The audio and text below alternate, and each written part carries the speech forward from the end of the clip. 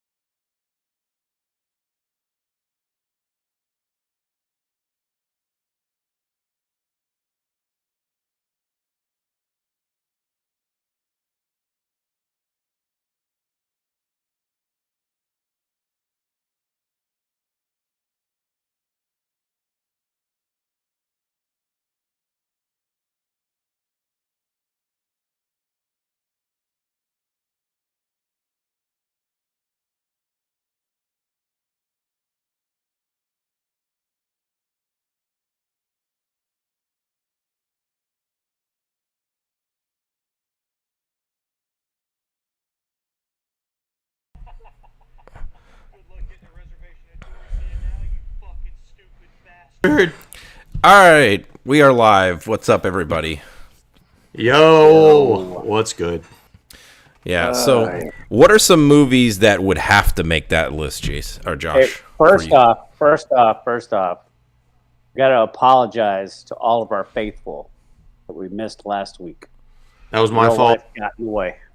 That was my fault. I was unprepared and dealing with all kinds of shit. So my fault. My bad. My bad to our loyal 51 subscribers out there. But we back and coming out of your paycheck. Yes, sir. Yes, sir. I understand. But as a very big favor for our 51 subscribers, we're doing the podcast tonight. I think this could go down as being probably the best one that we've ever done. It's going to be in the conversation. It's a 35-year retrospective. Yeah, of the Princess Bride. Films ever made. Yes, the Princess Bride. Yes, it's in all seriousness, this is my favorite movie of all time. Same. And I tried to get the wife to rewatch it with me. I was like, I'm not watching that damn movie again. I was like, babe, you want to watch The Princess Bride? I got to do it for the podcast. She goes, she's like, I've seen it. I was like, oh, when? You drugged me to the theaters to watch that movie. We've all seen this together. We all went to the theater. And I was like, oh, you don't want to watch it again? She's like, no. I'm like, oh, well, and I was like, inconceivable. Yes. Yes. It's going to be, if you don't like people just randomly quoting this movie, then I'm sorry. This is not the pod for you. No, it isn't, but it's so good. But anyway, this got us thinking of, because we're also doing this American Film Institute's Top 100 Films list. We thought, maybe we should create our own top movies list to go through and cover on the pod here. So, Dave, going back to your question, what movies absolutely have to be on the list? Gladiator. This one. Yeah, this one will be on. For sure. It will be on the list for sure. Gladiator is a good choice for sure. I think Tropic Thunder. Tropic Thunder. Yes, Tropic Thunder will be on the list. Glory. I could go without Glory. Come on. Oh, Braveheart. Fuck yes, Braveheart, of course. Look, I could be talking to Glory. I have to rewatch Glory. It's been a long time. Great movie. Oh, man, I know it's good. Oh, yes. Fuck yes. Shawshank definitely got to be on here. Yeah. One of the Lord of the Rings, at least. Two Towers. Probably. Star Wars. Empire, probably. I don't know. It's probably Empire. That's the best of all the Star Wars movies. Here's the thing. Like, I would probably end up putting all of them. New Hope. You wouldn't put Jedi on this list. Of the greatest movies of all time? Yeah, I wouldn't put Return of the Jedi on that list. If it was a top 25, no, it's not. Yeah, I don't know. I was gonna keep. Oh, I would definitely put Yankee Doodle Dandy on there. So I was gonna keep this from you guys, until we got to the Obi-Wan podcast. But it's just not gonna work out. That I'm not gonna be able to keep the secret. So I said, you know what? If we're gonna do the Obi-Wan podcast, I'm gonna rewatch the original trilogy. Or no, excuse me, not the original, the prequels. I apologize. And prequels. I do like the prequels. So I was like, hey, Amanda, you interested in watching some Star Wars? She's like, fuck no, I don't like Star Wars. I am not about Star Wars. Yeah. And I was like, hey, I get it, but hey, look, like this first movie is actually pretty good. Like, maybe just give it a few minutes. Okay. So that was like on a Wednesday. And this is Phantom Menace. Yeah, Phantom Menace. So that was like on a Wednesday. So on Friday night, we're finishing Revenge of the Sith, right? Because she is like enthralled in these movies, and we get to the last hour where Anakin is just straight murdering children. Spoiler alert. Yeah. And then he gets fucking carved up on that on the side of that molten rock. Well, Obi-Wan had the high ground. Yeah, And she is like freaking out. She's like, I don't like this. I don't fucking like this. Like, what is going on? Why is he killing kids? I mean, it was a whole thing. I was like, it's the dark side. Okay. So I was like, hey, listen, there's 6 more of these things. Like, if you're interested, right? And so then we start A New Hope. And we get about 30 minutes into A New Hope, and she's like, let's just stop it for now. Okay. Wow. So we come back the next day. We do about 20 more minutes, and we stop it. And we come back like a few days later. We do like 30 more minutes, and we stop it. So she's like,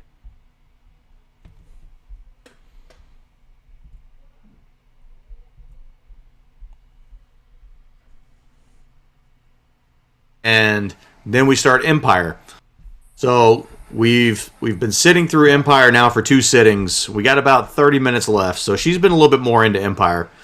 It's not going to take us 4 sittings, but we haven't finished it quite yet. But I'm just trying to like drag her kicking and screaming into at least episode 7 so we can get back into a more up-to-date look. Yeah. But what is is the disconnect the fact that she developed an affinity for Anakin and now she doesn't really like where the story went? Or is it just because those movies are like from 1970s? Correct. It's the 70s thing. It's just, I mean, look, like watching the lightsaber battles from, just watching Obi-Wan and Anakin's lightsaber battle and then watch Obi-Wan versus Darth Vader and fucking New Hope, and it's like, I mean, it's night and day. I mean, it's like watching Excalibur and watching The Princess Bride. Correct. That is absolutely correct. So. If you're listening and you've watched both of those movies, you know exactly what he just said. Yeah. So, Dave, are we ready yet? Give me 1 second. So, anyway, just for all the YouTubers out there, so we decided coming up here, so just to kind of glimpse into the schedule, this week, tonight, we're talking about The Princess Bride. Next week, we're going to finish off the Metalhead's journey through the Big Four, which is going to be the final 6 albums that we're going to talk about from Metallica. Yep. Following week is yet to be determined, I believe. Maybe Titanic. We don't know yet. But starting in May, it's going to be Star Wars month here on Three Guys and a Mic. So we're going to have nothing but Star Wars content the whole month. The first week we're going to do the top 16 good guys bracket from Star Wars. Yep. Then the next week we're going to do top 16 bad guys. And then once we have the champion good guy, champion bad guy, we're going to put them against each other in a little fucking battle royale. Yes. Question. Spoiler alert. Is Luke Skywalker in both brackets? Oh, he is a mass murderer. That's a good question. He is. I mean, the dude single-handedly killed millions. Oh, look, that's a funny meme, but look, obviously he's going to go in the good guy bracket. Week 3, we're gonna go back and review the prequels, so Phantom Menace, Attack of the Clones, and Revenge of the Sith. Dave, how long has it been? Dave, how long has it been since you watched those 3 movies? Well, you can go back. You could find out. You can go back in the archives. Some of our first podcasts were Jason and I reviewing those movies. Don't go back in the archives. We were terrible. We were. But to answer your question, whenever those aired, whenever those debuted on the podcast, pre-YouTube, like 2 years ago. Yeah, over 2 years ago. That's how long it's been since I've seen those movies. Jesus. Yeah, and we're going to rewatch those. We're going to review those, but it's going to be a little bit more of a focus around Obi-Wan specifically. Correct. Because this is all leading to week 4, where we get the brand new series Obi-Wan from Disney Plus, where it's actually, because they pushed it back a couple of days for a start date, they're actually going to drop the first 2 episodes on the first night. So we'll be reviewing the first 2 episodes. I can't wait. At the end of week 4 May. And it looks it's so gonna good. Look, to anybody who's a loyal listener, if I've said it before, I did not have high hopes for Obi-Wan, and I was wrong. Based on the trailer. It'd still be right. But man, the trailer looks tasty as fuck. Yeah, it does. And this should be a good be a good comeback for the Star Wars extended universe of TV shows. after the fucking clusterfuck that was Boba Fett. Yeah. Yeah. Hey, real quick, for just the YouTube audience, apology. I had to like mentally step away. I was tired of getting the questionable chats in our chat thing, so I switched us to subscriber only mode to alleviate that. So. Oh, were we getting some porn chat? I like all that porn chat. I know you do, Jason, and I apologize that I had to Naked take that away. HD. Here, girls will do what you say. Yeah. This sounds like my kind of place. Yeah. Anyway, now. Dishes, anyway. Wow. So. I mean, his head. So, yeah. That is what I had to do. So, hey, if you want to comment, go ahead and hit that subscribe button. Yep. That's okay. What the hell was that? Jason, careful. All right. Probably not going to drink that one. Well. Oh, hey, interesting story before we get started. Have you guys ever had a flat beer? Like, no. Pop the top and have it just to be an abomination? No. Okay, no. So listen, I still want to be sponsored by Bud Light, but I'm gonna say what I need to say. Bought a 6-pack from either H-E-B or Kroger. Don't remember which one. Three of the beers were bad. So I pop the top and take a swig, and what is this? And I put my thumb over the top of it and shook the bottle. And I took my thumb off, and nothing came out. Like there was no fizz. It was about as flat and terrible tasting as you could imagine. Just thought I'd share that. All right. Well, I'm sorry that you had to deal with that. Me too. Bud Light, if you're listening, you can make it right. All right. Are we ready to start this yet, Dave? Hey, we've been ready, dude. We've been waiting on your little story. Make it happen. Josh, you got to pull it, man. Pull it, Josh. Misdirect incoming.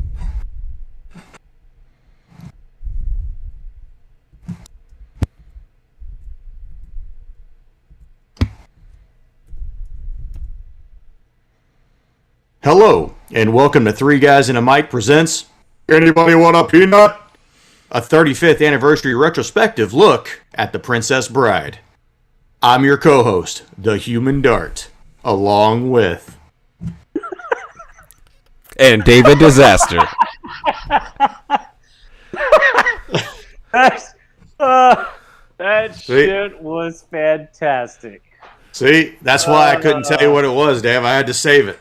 All right. That was good. That was good. You were spot on. Oh, you pass for Andre. No problem. Don't I wish? I'd be rich. Hey, fucking welcome everybody to the podcast here. So, hey, first, right off the top here, just want to apologize. We did miss a week of the podcast. That was definitely my fault. My apologies. And we thought, what better way to make it up to you guys than bringing out the old tried and true classic movie review here for Three Guys and a Mic. Maybe you want to call this Three Guys Films Presents. I don't know. Whatever you like.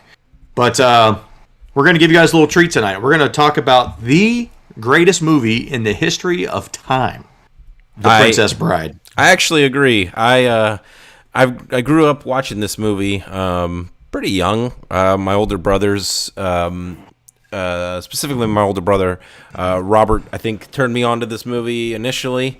And, man, I've been watching it ever since. It's always very nostalgic. It's not a super long movie. It's actually a fairly easy watch. It's an easy rewatch. And look, I traditionally am not a big rewatch guy. I think Jason and I are mostly just, for the most part, we watch movies, we watch it, and that's pretty much it. I think a movie that I watch a lot, I would say, like, if I've seen a movie like 4 or 5 times, then I would say, man, I've seen the shit out of that movie. But that's not the case for Josh. But this would be an exception. Princess Bride, I've probably seen 100 times, I think. Do you remember the first time you saw it? Dude, I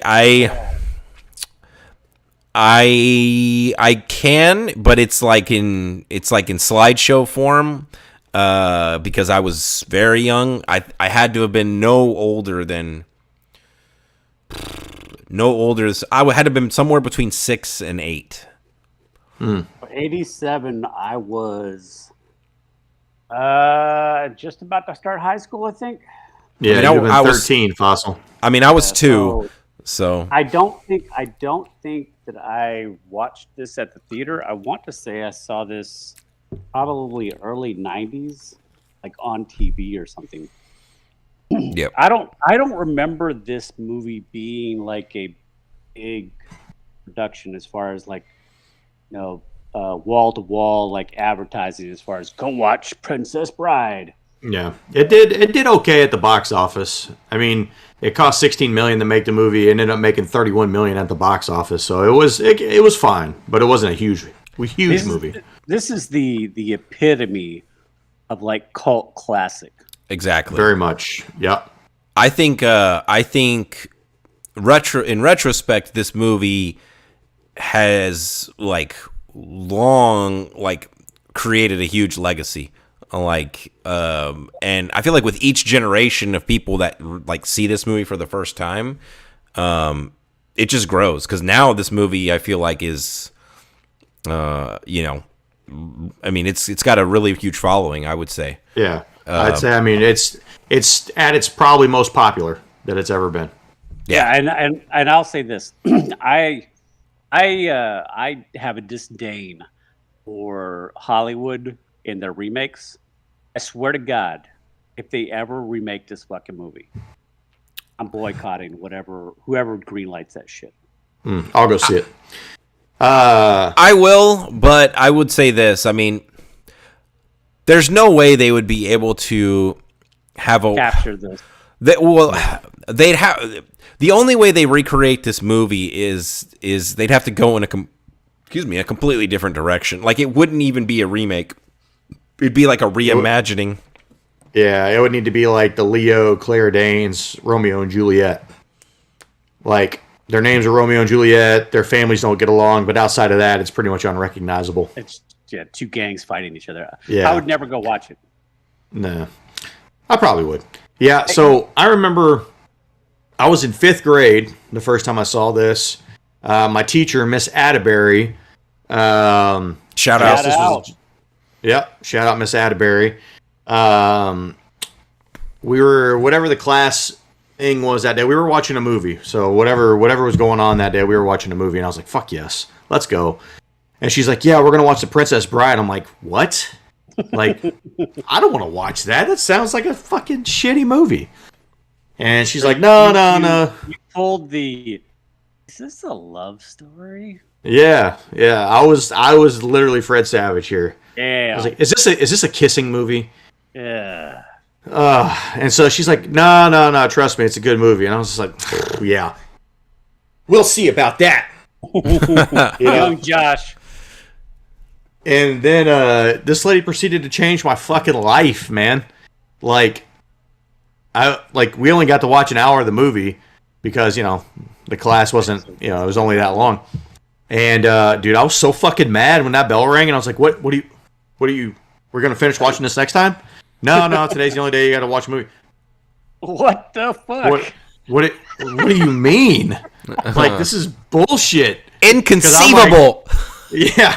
I'm like, look, I'm in 5th grade. I don't have money for myself. What is this, the pit of despair? Yeah. The pit of despair. You're never going to make it out of it. Pit of despair. Yeah. But that was the first time I remember watching it, at least most of it. And then I don't remember the first time I ever finished it, but I just distinctly remember that memory of it. And then seeing it again in daycare somewhere down the line as well. So, fucking, I don't know, dude, this is just, I get it. I was talking to some people at my work today about this movie, and they're like, Princess Bride. Like, I was like, yeah, this is the greatest movie of all time. Jason, you're going to love this story. Oh, God. So, I got this guy that works with me. Let's just say his name is also Josh, okay? Okay.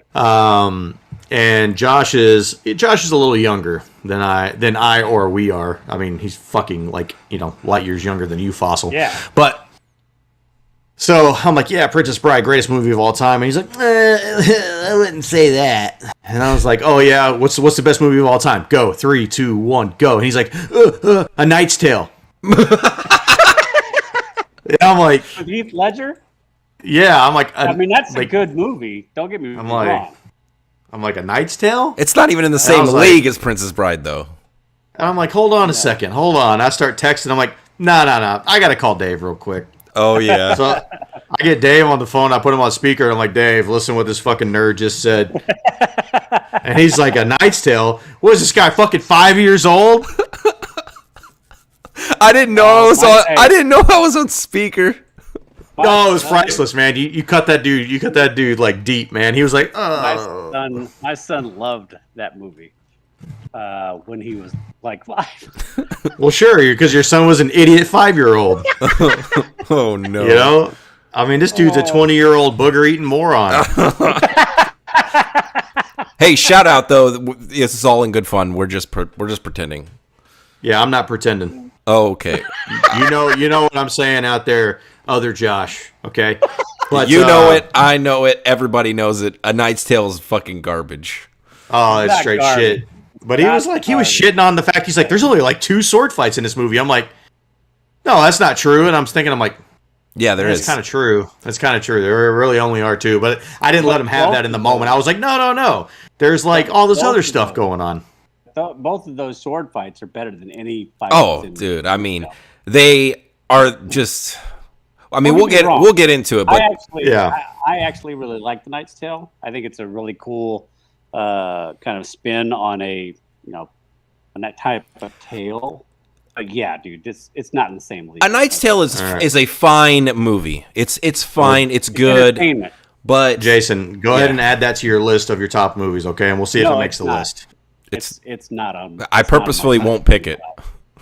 It's not going to make it? No. It's not. All right. I said it's a good movie. All right. Well, let's get into this here. Fossil, you got to say. Actually, let me hit a couple stats real quick. So, okay. We talked about how much it cost to make the movie, $16 million. It made $31 million. Just further proof that this is kind of a cult classic movie that's been growing, over the years. So this came out in 1987. In 2016, this movie was inducted into the National Film Registry, being deemed culturally, historically, or aesthetically significant. Is it on the AFI list? It should be. It's not. It is on. It's on AFI's top 100 list of comedies or most romantic movies. It's one of the 2, but not on the 100. Like not on the list that we're doing. Yeah, not on the best movies of all time. But it does get some recognition from AFI and other genres. All right, Fossil, hit us with that recap. As you wish. Oh, that was excellent. Thank you. I had that written down. I was waiting for this. All right, so that was here we go, flight. Dave. Let's see how close you are. Princess Bride, a 1987 love story. Here we go. The story is the story of a story being told to a sick child whose grandfather comes over to comfort his grandson. Good job, Dave. The story told is of a lovesick farmhand named Wesley, who's in their service of a Princess Buttercup. One day is presumed dead at the hands of the dread pirate Roberts, who leaves no survivors. Time passes and Princess is being forced to marry Prince Humperdinck. Wesley, in the guise of Pirate Roberts, makes his return once word reaches that she has been kidnapped. We have duels, giants, giant rats, a game of chance, torture, and death. We're treated to a lifelong revenge, a storming of the castle, and true love. Truly, a story for the ages, a tale as old as time, a true romantic classic. all ages. That's good. That was good. Although I do have one criticism. They're not giant rats, Jason. They're rodents of unusual size. Yeah, let's, you know. I mean, look, technically, that's an important thing. But they are giant rats. No. No, they're rodents of unusual size. Okay. So here's a quick question. Do we want to hit the shitometer now, or do we want to save that for later? Let's fucking hit it now. Yeah. Let's do it. So for anybody who's followed along with us out there, you should already know what the shitometer is. If you happen to be checking us out for the first time here, we like to describe things as shit. And, there's varying levels of shit. And we wanted to kind of create our own proprietary rating system here for the Three Guys and a Mic podcast that we could apply to things like movies and music and TV shows. And so we decided to come up with the shitometer. Okay? And the name of the game for the shitometer here is you want... What's that? Is it worth a shit or is it just shitty? Yes, exactly. Name of the game here is you want the lowest score possible. So what you want is a 0. Okay? Now, past that, there's varying levels here. Basically anything below a 50, so 49 or better, that's usually something that we would recommend to you. Yeah, on some degree. Right. On some degree, right? Anything past a 50, that is varying worse levels of just total dog shit. All right, and if you get somewhere between 90 and 100, I mean, this is like, think about the gas station you went to that one time that you had to take a dump so bad, and you took a look at that fucking toilet, and you're like, I'll never touch that toilet. That's how bad 90 to 100 is. You would rather save that shit and go a mile down the road. Or just, you'd rather go in your car on the way to the next gas station. Yeah, you'd rather shit in your pants. You just bought the pins because you were not going to sit on that toilet. Exactly. That's how bad a 90 to a 100 is. So I don't want to give this away just yet, but I do want to preface that we are only allowed 1 0 per form of media. So yeah, so we have not had a 0 music yet, but I'm just going to jump in first here, and I'm going to tell you that I am going to give Princess Bride the perfect score. I think this is a 0 on the shitometer for more. Like, I can't think of a movie that's better than this. I think this movie has everything. It's entertaining. I can rewatch it endlessly, and look, I can do that with Major League 3 as well. So maybe that's not a great way to rate it, but I mean, this movie has everything, man.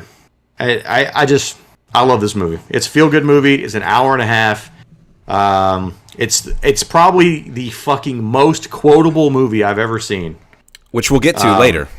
We will. Like, dude, it's the best movie of all time. This is a 0 for me. Jason, go ahead. I love this movie. I don't know if I'm ever going to give a movie a 0. Maybe one day I will. This is not it. It's very close, though. I gave this movie a 3. Oof. All right. I wanted you to get that score out of the way because I'm also going to be a 0. Yeah, it's look, it's the perfect movie. It's my favorite movie of all time. There is not going to be a movie. I don't care. There's never going to be a movie that I would put above this because of the nostalgia for me and because of this movie. I mean, like, I was, like I said, I was 2 years old when this movie came out. I saw this movie the first time. I was like 6 or 7 years old. Yeah, I love this movie. I probably see it about 2 times a year minimum to this day. And that's on the low end. So our average score is a 1. Dave. Okay, so just for Around the Horn, just so that people understand, like, how many times do you think you watch this movie start to finish? I think I have seen this movie somewhere between 40 and 50 times. I've seen it somewhere between 75 and 100 times, easily. How many hundreds? I mean, at least 200 times. And I don't. That's not an exaggeration. I mean, I wish there was like a I wish there was like a Spotify recap of your life, style thing for movies where, God, if she came down and she was like, here you go, this is how many times you've seen these movies. Like, I wish there was that number because I feel like this would probably be the number one movie, that or the Flintstone movie. With John Goodman? What? Look, I'll tell you a story. When I was a very young kid, okay, I rented that movie from Blockbuster and I had that bitch for like a whole week. And I'm not kidding, that motherfucker was just on repeat all day for 7 days. I don't know what the math is. In that week, I probably watched it 30 times. It's 12 times a day if it's 2 hours. So, whatever. I mean, I had to sleep, Jason. Not like I was fucking like Clockwork Orange taping my eyes open here. Whoa. Because me and Josh used to be roommates. And this motherfucker would put a movie on and go to bed. This movie would just be playing in the background as like a lullaby for Josh. I try to absorb it through osmosis. Yeah.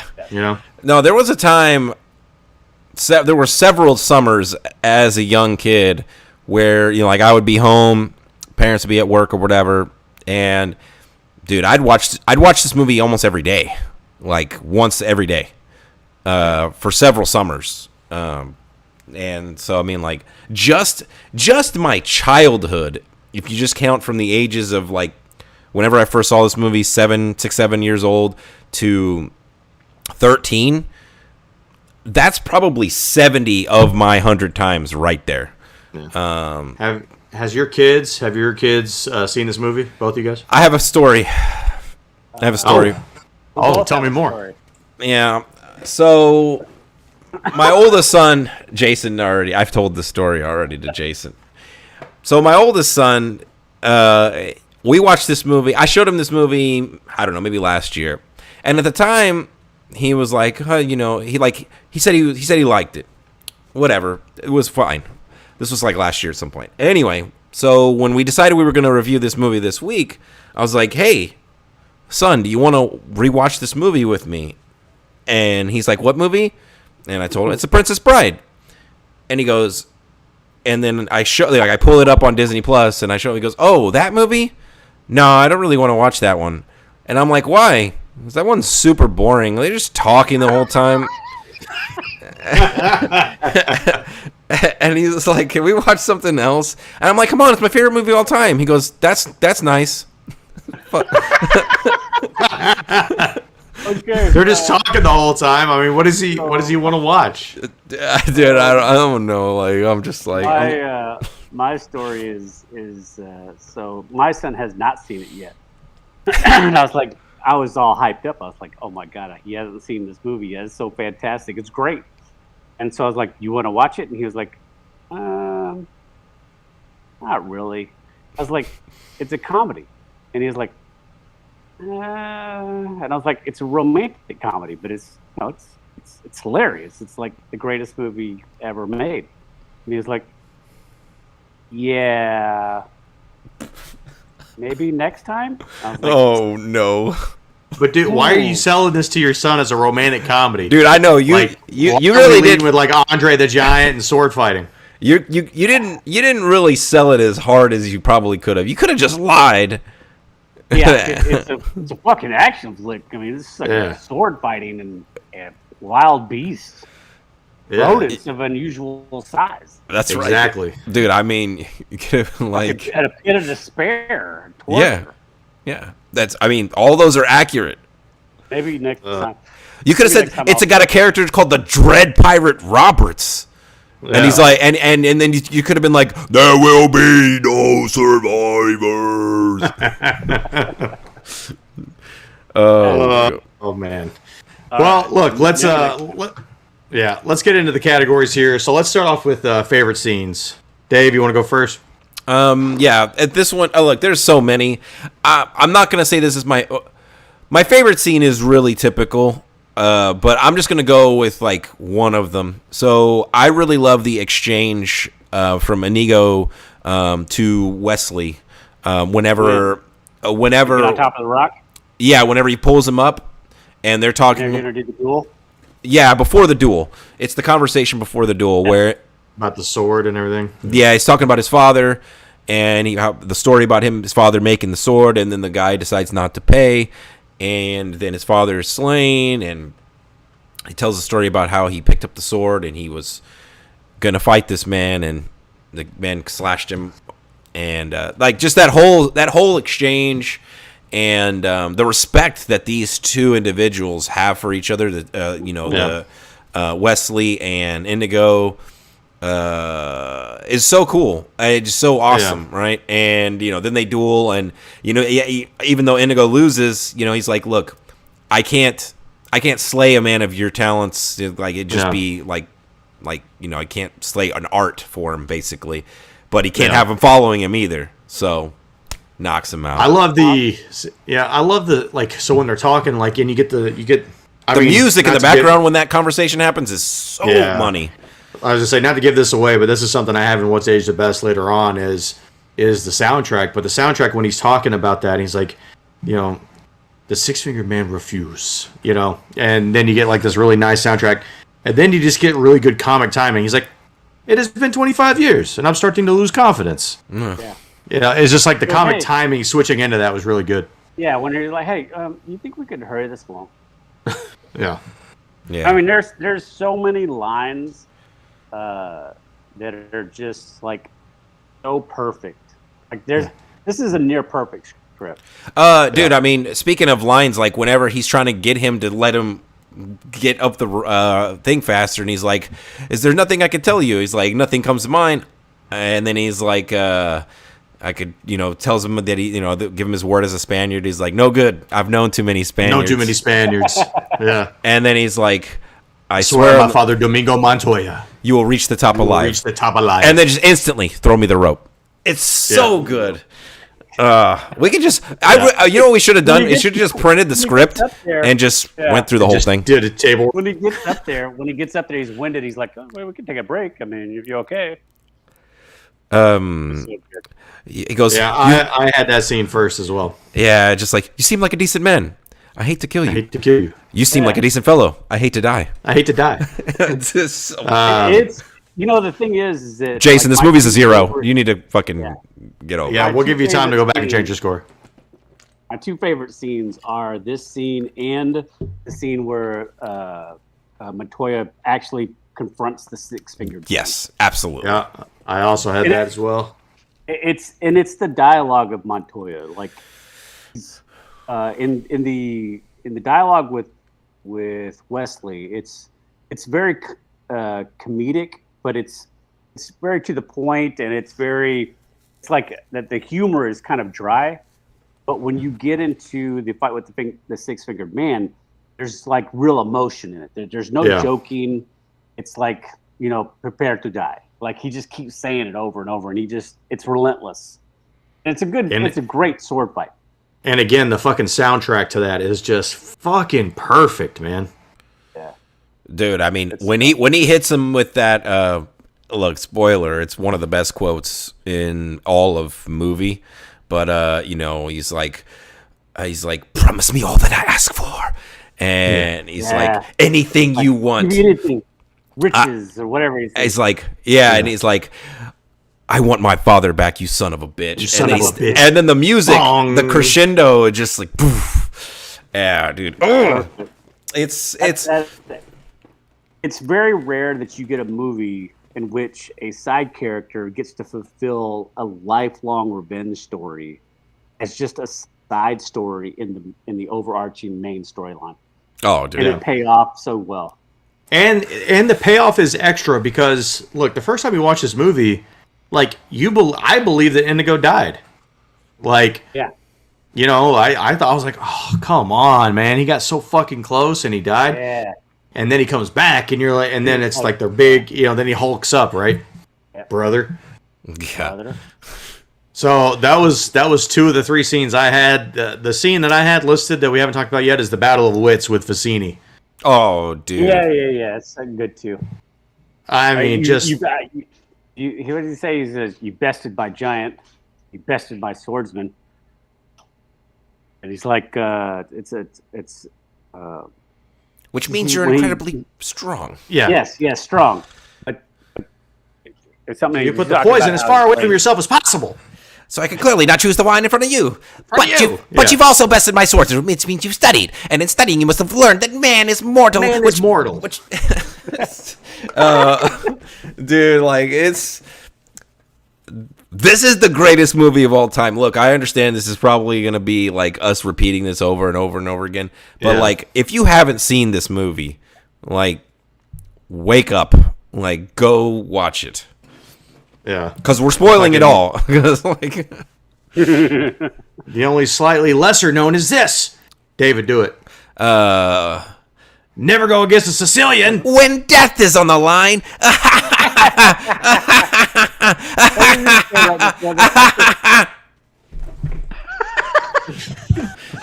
What did he say right before he says never do a land war with Asia or something like that? Yeah, we'll never go into land war against Asia, but only slightly lesser known is this. Yeah. That's so good, Just dude. the dialogue in that scene. Wallace Shawn, dude, he's so fucking good. It's too funny. Look. I love that scene. I think Carrie Ewell's like is he's got to be the MVP.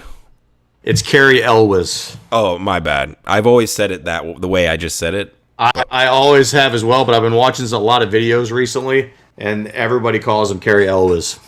Oh, okay. I it's hard for me not to pick him as the MVP because he's just so good in every scene. Are we jumping into favorite character here?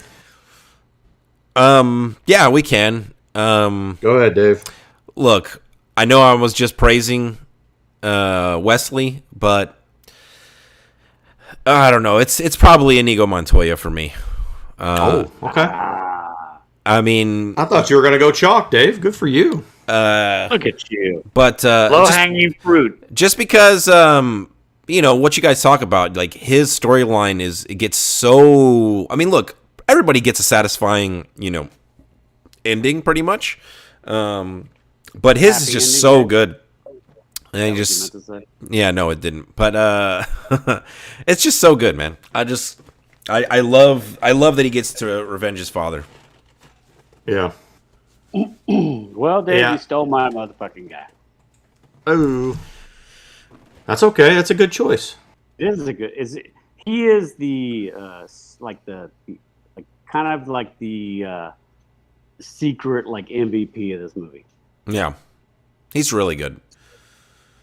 Like the comedic timing of his character, even though he's not comic relief, really, but he just kind of brings levity, and I don't know, his character is just like just so awesome. He's got the most depth. Yes, he's got the biggest backstory. He's got the ultimate revenge story, like everything. He's like what you said earlier. He's like kind of like, and he's also a little mysterious too. Yeah, and he's been searching so long. He's kind of just starting to give up hope. And they do so good in that little like 2-minute monologue. You're instantly bought into this fucking dude's story. Oh, I mean, the movie could have been 5 hours of him chasing him. You'd be bought in. And to that point, I mean, they do the same thing with Wesley. I mean, you get all of Wesley's backstory because he tells it to Buttercup before she knows that it's him, right? She talks about how he was on the ship and all that, and then when they're walking through the fire swamp, he's talking about all of his time there, and you learn all of his backstory and how hard he had to work in order to become. You learn that the Dread Pirate Roberts is just essentially a title and a persona that you assume, right? Yeah, because nobody fears the dead pirate Wesley. Yeah. Yeah. And dude, you get super bought into his shit too. Like, so good, man. This movie is just, and it does it. That's the thing. This movie does all of this in about an hour and 35 minutes or however long the runtime is. Something like that. Yeah. I mean, it tells this perfect story in that long. It doesn't need 3 hours, Batman. No. But Batman was good, so I'm not shitting on it. Yeah, for my favorite character, look, man, these were the two hardest ones for me. The favorite character, least favorite character. I opted to go with Fezzik. Okay. I just like what Fezzik brings to the party, man. I mean, obviously, I'm a big Andre the Giant fan. I thought he's fucking hilarious in this movie. I mean, dude, he's got just the lines like whenever they're rhyming as the boat's pulling away. No more rhymes now. I mean it. Anybody want a peanut? Dude, it's so good. Like, dude, that shit is so fucking good. And he's like, jump after her. Only dog paddle. It goes, yeah. First in it goes is like, I cannot swim. I only dog paddle. Yeah. It's like, dude, he's just so fucking good. and then he's like, I only miss on purpose. I didn't. Yeah. I could kill you now. Like, That sounded like Arnold. yeah, I did. Yeah. I went a little Arnold there. You know, it's Yeah, he's like, you know, do what you do. And he's like, well, what do I do? Yeah. I'll grab something. Stand behind that boulder, and when he comes around the corner, hit him with a rock. yeah, hit him with the rock. That's not very sportsmanlike. My way is not very sportsmanlike. So it's funny you guys say that. So I was able to do a little bit of research here on the movie, and there's a lot of possible casting that we'll get to later. But this is an opportune time to talk about Andre. So whenever they were writing the movie, they knew they wanted Andre the Giant, so they went to Vince and Andre and those guys, and they were like, he's got to go do this thing in the Tokyo Dome. He's going to make $5 million, so he doesn't have time for your little movie. So they said, okay, fine. We'll just go get our second choice, Arnold Schwarzenegger. Bruh, we could have had Arnold Schwarzenegger in this movie. How fucking good would that have been? I don't think he's better. I don't think he's better than Andre, but let me just say that. But that would be cool. I think it's infinitely worse with Arnold. Like, let me just say this. Let me just say this. Like, here's Andre in the role. Like, if Arnold is number 2, he's number 2, but he's like down there. Yeah, by a mile. Yeah. Because he just doesn't. Yeah. Even back then, like 87. So yeah, I mean, he would have been geeked out Arnold, right? But Andre just is just massive. Like, yeah, he's just otherworldly.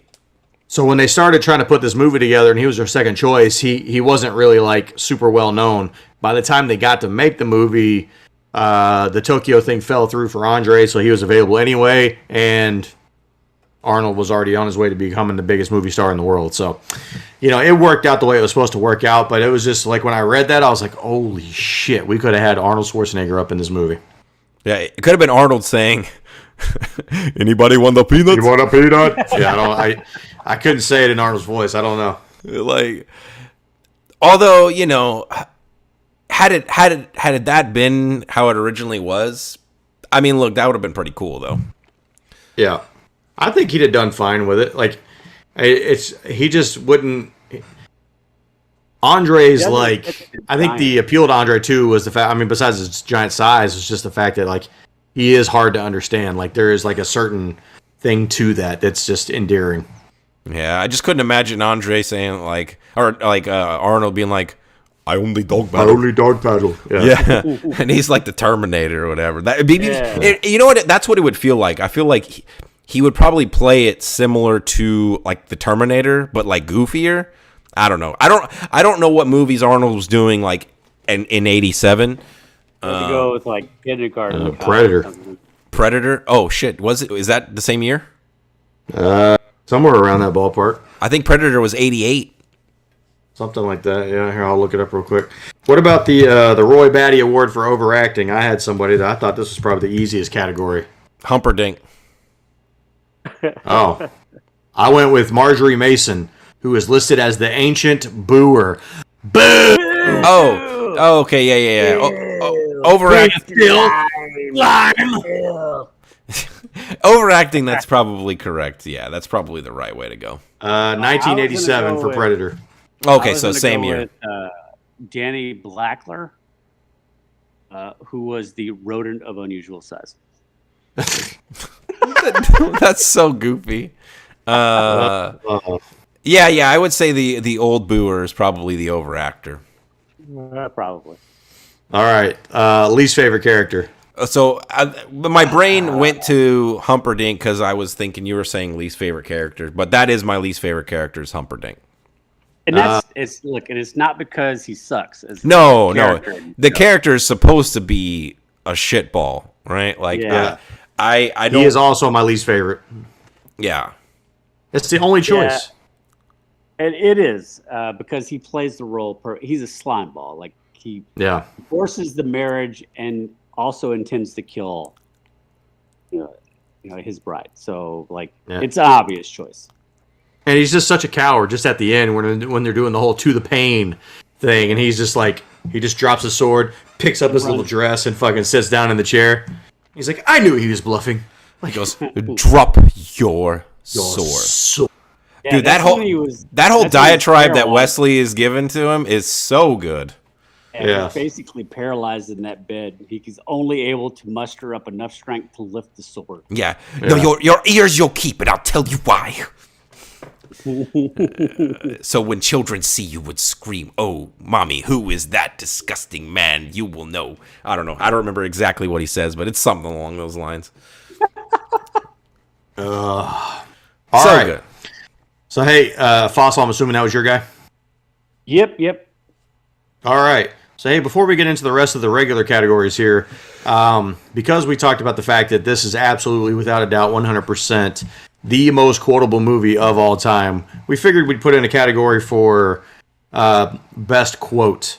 And I would like us to be able to come to a consensus number one on what the best quote is here. But obviously, we're going to throw in some zingers here. So I had a good list going on here. Dave, you had one that you put in our chat earlier that is absolutely one of my favorite, which is Fezzik, tear his arms off.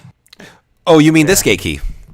Yeah. Like that. The guy's like, give me the gate key. I don't know. He goes, what gate key? He goes, okay, Fezzik, tear his arms off.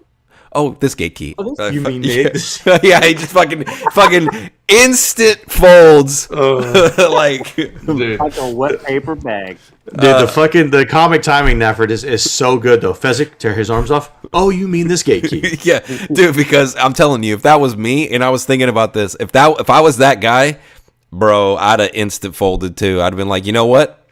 You can have it, man, because that means y'all are gonna leave, right? Y'all don't need me anymore. You wouldn't have even had to threaten to rip my arms off. Give me the gate key. Here you go, bro. Dude, I'd have been holding it. I'd have been holding it up as they were walking towards me. Like, it's not my castle. Yeah. I don't want to go with the instant. I don't want to go with my favorite one, but working from the bottom up. So. Yeah, I'm trying to work from the bottom. I mean, look, as you wish. That's a good one. Obviously. Yeah, that's on the list for sure. And a low-key one that I actually was holding on to, and I have it in my notes here, it's when Fezzik says to Wesley when they're fighting hand-to-hand, he goes, I just want you to know you're doing well. Whenever he's and he's like, and then that's when Wesley's trying to fucking like suplex him, and he's just like, he's just not moving him at all. I wonder if Andre literally told Carrie to like, hey, look, just go ahead and try your best so it looks real. I'm just gonna stand here. Yeah, I'm 450 pounds. Like you're not gonna move. Like try to move me. Because it looks like Carrie's legitimately trying to like fucking like sidewalk slam him or something, and it's just not. It's not working out. I was gonna say, obviously, with the namesake of the podcast here, anybody want a peanut? Yeah. Anybody want a peanut? Jason, you got one? I have another one. Have fun storming the castle. Do you think they'll work? Add that one. It'll take a miracle. Bye. Okay, I got one. It's whenever Wesley finally wins, and he goes, but for now, rest well and dream of large women. Yeah. It's so good. Inconceivable. Of course, that's definitely on the list. That's a fucking all-timer. Yeah. I have an Andre one. Be careful. People in masks cannot be trusted. Yeah. I thought that was a good one because he's talking about wrestling there. Yes. We already did this one. It's the never go against a Sicilian when death is on the line. Yep. When death is on the line. Oh, dude, that one's good. Yeah. Oh, it's in that same scene. You're here trying to kidnap what I've rightfully stolen. He stole it. Keep using that word. I do not think it means. I think it means what you think it means. And then he just looks at him like, Yeah. why are you talking to me like this? Do we have any other ones before we get to the actual winner here, though? Well, yes. It's the greatest Go ahead, pickup Spencer. line. It's the greatest pickup line in this movie. Okay. And So it is. this is Jason's favorite line. It is okay. Well, technically, it's my second favorite line because I mean, there's really only one consensus best line in this movie, but it's when Wesley says to Buttercup, "There's a shortage of perfect breasts in this world. It would be a pity to damage yours." Now, I'm not saying anything, but I've used that line at least once. At least once. All right. That's And a then- great and line. you- That and is you- And you Is pumped it a baby straight into the up- girl you use that with. Oh that my is a goodness. straight up boss level fucking pickup line. And he delivers it like super smooth. Yeah, bro. He killed Not it. like he's paralyzed laying in the bed and he can't move. Right. Because she's about to like hurt herself or whatever. Yeah. And it's almost like, I mean, he delivers that line like he's got his cock hanging out of his pants. Like, what's up? Jesus Like Christ. The tip is hanging on the floor. Wow. The man in black is packing some heat, huh? Yeah. Absolutely. He'd probably have to have the 6-fingered man. He'd be the only one who could even handle that thing. You know what I'm saying? Oh, Maybe. no, Jesus. All right. So the consensus. I mean, it sounds like we're going to be a consensus here. Obviously. Dave, hit the line. Do it. Hello, my name is Inigo Montoya. You killed my father. Prepare to die. Prepare to die. I mean, that has to be the fucking lamest line reading in the history of time. I'm gonna need you to run that back. I need you no, to give it look, to me with look. a little bit of oomph. hello, my name is Inigo Montoya. You killed my father. Prepare to die. Stop saying that. That's it. That's it, bro. When he keeps hitting that line at the end of the movie, when he's sword fighting with the 6-fingered man, dude, that's goosebumps every time. Yeah. Dude, it is. It's But the first time you ever hear the line too, whenever he's having a discourse with the man in black on the rocks, and he he's asked the way he delivers the line with the music and everything, he's like, "Hello." I mean, it's perfect. Yeah. Great Spanish accent. I don't know how accurate it is, but who cares? Yeah.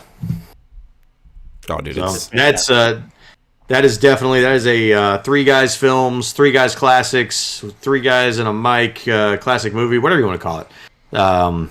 That's a solid #1 quote from this movie. oh, for sure. All right.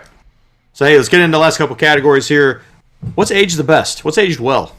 I have a couple of options here. Josh, I'm gonna steal one of them because it's like the only. I mean, there's two things I had on my list, so I'm just gonna say them now. So I'm probably gonna steal it from both of y'all. Music, 100% is absolutely aged fantastically. And Jason said it earlier, but I had here the movie script. Just the dialogue is just untouchable. There's not a wasted scene. There's not a wasted throwaway line in this film. Like, look, even the beginning, the beginning scenes and the scenes kind of that play out with the grandfather and grandson are great.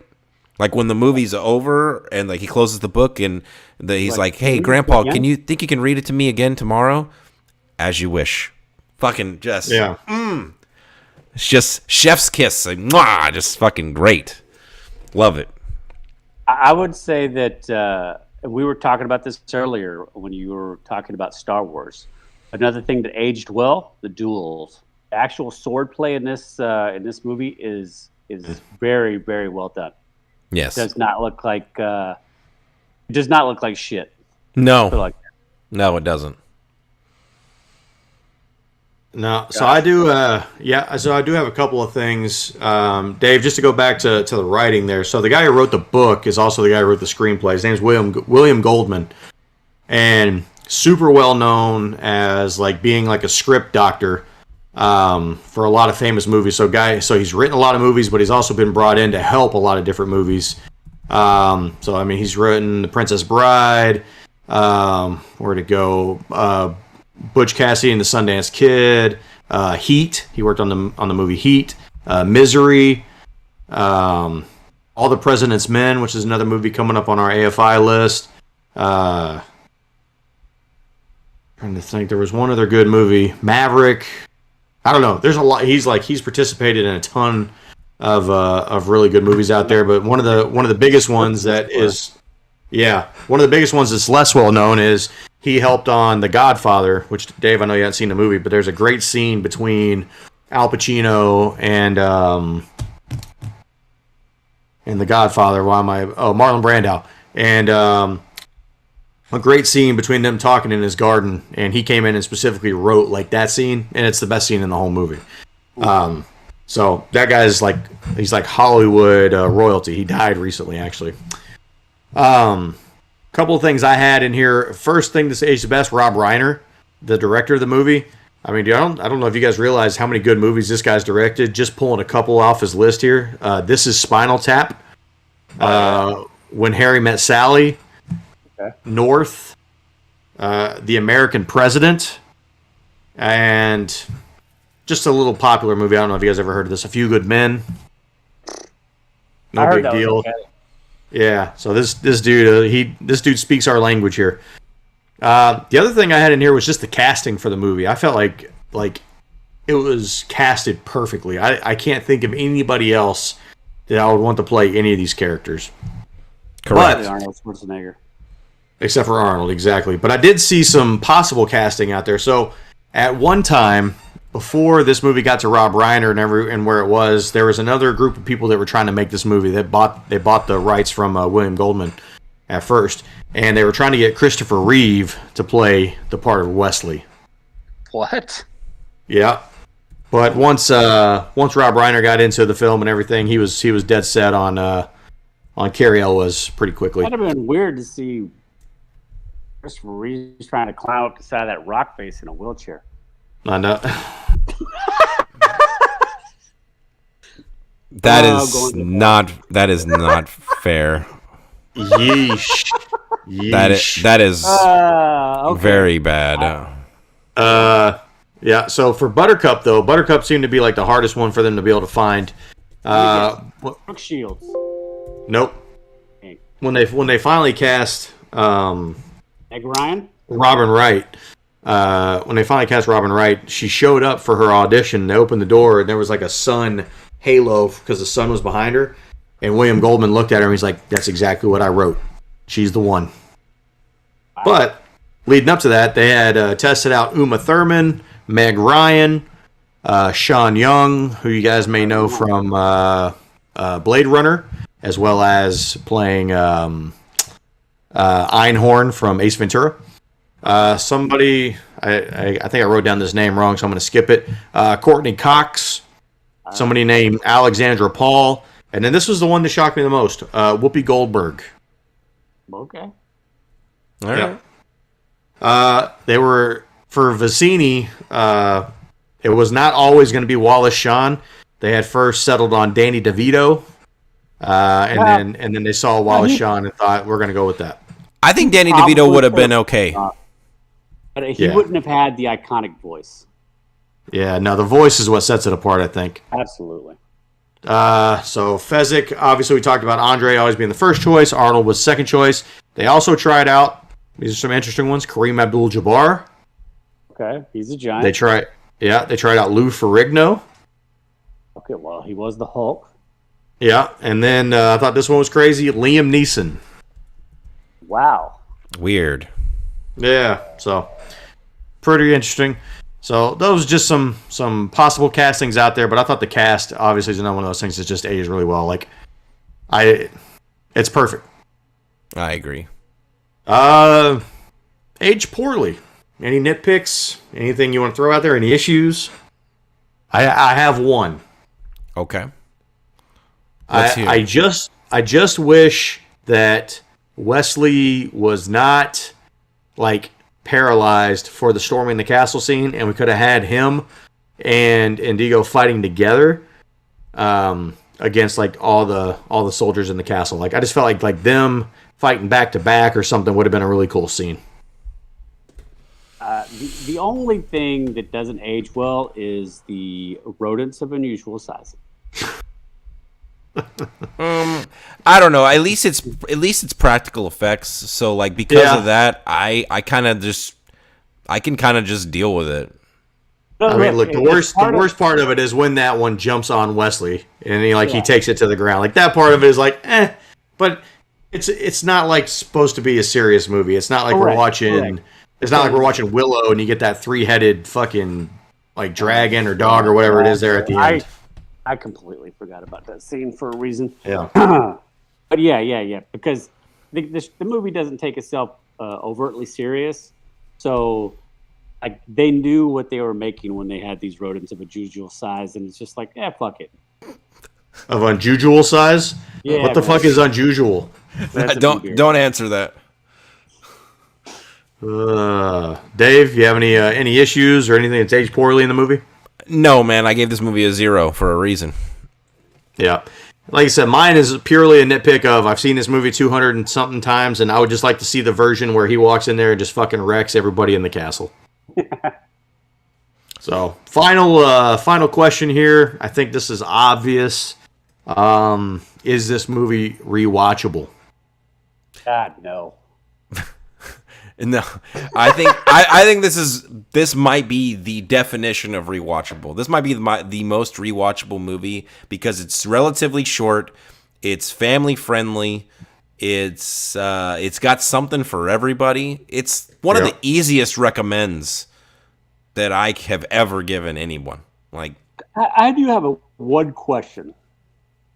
Would you have ever enjoyed a spin-off of the Dread Pirate Roberts? Like if you told me they were bringing, like Netflix was bringing that in for a 10 episode series, I'd be down for that. Just a one-off, not like multiple seasons, but like a comedy-based pirate show. Like a one season, but I want it to be with Wesley though. Correct. I mean, okay, so not Inigo. You want the Wesley years. Yes. But it's not going to be Carrie Elwes, so it's going to be some other young actor stepping in. Yeah. I feel like this movie was if there was ever going to be like a quote unquote remake / reimagining, I would accept that. Now, if you want the Inigo story, would you want to see him like basically see him like his father get killed, him take up the sword, and then go through the training and like all of that, like just kind of traveling around. In that regard, you could actually have him be the Dread Pirate Roberts at an older age and still use. You could have used the older actor. Yeah, you could use that as like flashbacks. You know what I mean? Yeah, and you could get away with using an older actor reprising the role as the Well, he's still alive. That's what I'm saying, but I just don't know how well. I don't know how well it gets around. I don't know his personal health issues at this time. I'm just saying that's something that I wouldn't mind watching. Well, I was mostly talking about younger stuff. Netflix, give us a call. Yeah, but anyway. I mean, look, it could be like Boba, where it starts off with like current day Boba, but you're getting a lot of flashbacks to the Tusken Raider times. Don't compare our idea to the Boba show, okay? And then somewhere midway through, we bring in the Man in Black. Yeah, because then all we have to do is just start saying like, "Hey, wouldn't it be cool if ... and then like, that's how we build the show. After we kill all the other pirates on the ship. Yeah, off screen for sure. Anyway, that's enough of that. That's enough of Boba Fett. Yes. Absolutely, this movie's rewatchable. Probably, if not the most rewatchable, definitely like in the top 5 rewatchable Hall of Fame for sure. Yeah. Right. Yeah. For sure. All right. Well, look, I hope we did a good job paying homage here to the greatest movie of all time. We love this movie. 35th year anniversary. Yeah, 35 years this year, so that's crazy. I can't believe it's been out that long. Hey, if you're still here and listening, stick around next week. We're going to be concluding the Headbangers journey through the Big Four. So we'll be doing the last 6 albums from Metallica. And then once we get past that, we'll be starting our next leg of the Headbangers journey, where we'll be talking about the top 50 metal albums of all time.